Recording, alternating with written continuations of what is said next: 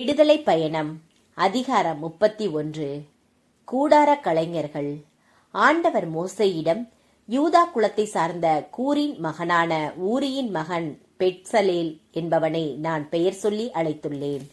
ஞானம், அறிவு கூர்மை, அனுபவம், தொழில் திறமை அனைத்தும் அவனுக்கு உண்டாகுமாறு நான் அவனை இறை ஆவியால் நிரப்பியுள்ளேன். இதனால் அவன் பொன், வெள்ளி, வெண்கல வேலை செய்யவும், பதிக்க வேண்டிய கற்களுக்கு பட்டை தீட்டவும், மரத்தை செதுக்கவும், மற்றெல்லாவித நுண்ணிய வேலைகள் செய்யவும் வேண்டிய திட்டமிடும் நுட்பத்திறன் பெற்றுள்ளான். மேலும் தான் குலத்தை சார்ந்த அகிசமாக்கின் மகன் ஒகொலியாபு என்பவனையும் நான் அவனோடு நியமித்துள்ளேன். ஞானமுள்ளோர் அனைவரின் உள்ளத்திலும் நானே ஞானம் அருளியுள்ளதால் அவர்கள் நான் உனக்கு கட்டளையிட்டபடி அனைத்தையும் செய்வர்.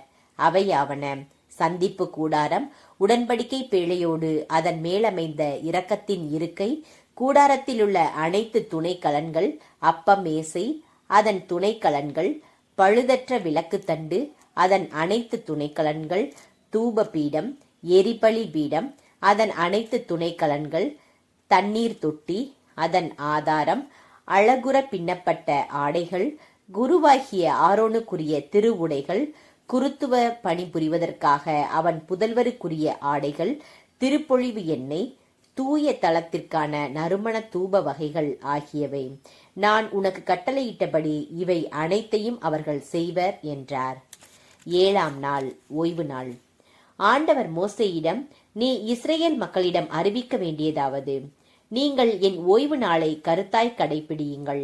ஆண்டவராகிய நானே உங்களை புனிதமாக்குகிறவர் என்பதை நீங்கள் உணர்ந்து கொள்ளும்படி அது எனக்கும் உங்களுக்கும் இடையில் உங்கள் தலைமுறை தோறும் ஓர் அடையாளமாக இருக்கும். ஓய்வு நாளை கடைபிடியுங்கள். அது உங்களுக்கு புனிதமானதாகும். அதன் தூய்மையை கெடுப்பவன் கொல்லப்படவே வேண்டும். அந்நாளில் வேலை செய்பவன் எவனும் தம் மக்களிடமிருந்து விலக்கி வைக்கப்பட வேண்டும். 6 நாள்கள் வேலை செய்யலாம். 7ஆம் நாளோ ஓய்வு நாளாகிய சாபாத்து, ஆண்டவருக்கு புனிதமான நாள். ஓய்வு நாளில் வேலை செய்பவன் எவனும் கொல்லப்பட வேண்டும்.